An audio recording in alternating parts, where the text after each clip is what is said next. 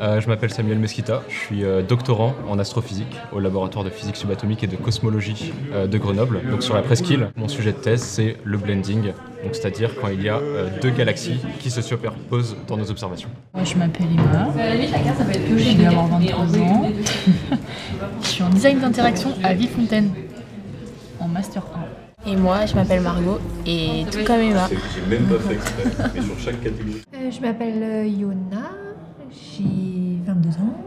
Je suis en deuxième année de Master Design de Transition.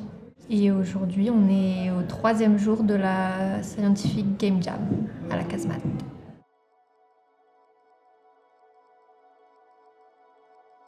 On crée un jeu de société sur mon sujet de thèse, donc le blending. C'est un jeu de mensonges sur les données scientifiques. Donc en fait, ce qui va se passer, c'est qu'il y aura deux équipes qui sont contre l'une de l'autre et elles vont devoir se passer des informations sur différentes galaxies pour essayer soit d'améliorer les observations, soit de saboter les observations. Le but final, c'est d'avoir l'analyse astrophysique la plus précise possible. Le premier jour, il était assez intense parce que du coup, c'était surtout de l'information, présentation des thèses et tout ça. Et hier, on a vraiment charbonné, je trouve, donc c'était trop bien. J'ai trouvé que tout le monde était investi, donc ça a créé des bonnes dynamiques de groupe. Ouais, c'est enrichissant, et là, c'est le premier jour où on peut un peu montrer ce qu'on sait faire. Et du coup, chacun a un peu sa spécificité. Genre, toi, c'est intéressant de voir ce que tu travailles. Et c'est hyper bien organisé.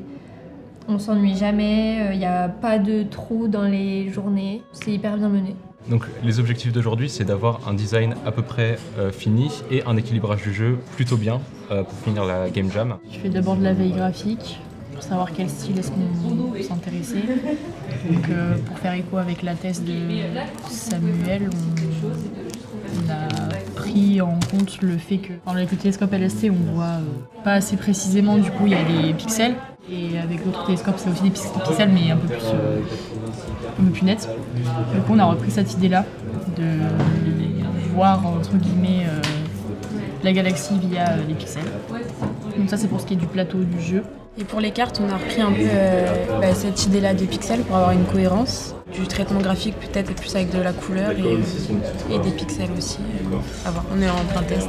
Et ensuite pour les cartes action, ce sera un style un peu plus graphique mais de type gazette. Comme le contexte du jeu, c'est une guerre froide, etc. Ça faisait un peu écho avec ce qu'on pouvait voir avant pendant les périodes de guerre. Donc on trouvait ça sympa. Jusqu'à maintenant, on a réussi à avoir un beau prototype de jeu. Donc ça serait le plateau en carton. On a des petites tuiles qu'on viendra placer dessus, comme ça. Il y a des cartes action, donc ça c'était la version 1. Donc avec du papier, on a écrit tout simplement dessus et le but c'est de les faire un peu plus jolies. Donc avec du papier un peu cartonné comme ça. Là c'est les cartes rôle, donc pour le début de la partie.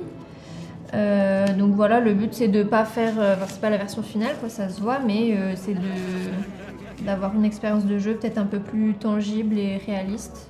Aujourd'hui, le programme, c'est de au moins terminer une version de chaque carte, donc de 3 cartes, et avoir une idée un peu graphiquement ce qu'il y aura sur le plateau. Faire un premier jet d'impression, et que demain, ce soit que de la précision et le produit.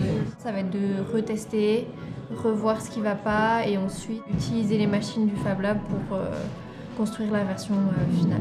Ce qui est dernière touche de design et dernière touche d'équilibrage. Notre jeu est super. Merci la Casemate. C'est mon dernier mot, Jean-Pierre.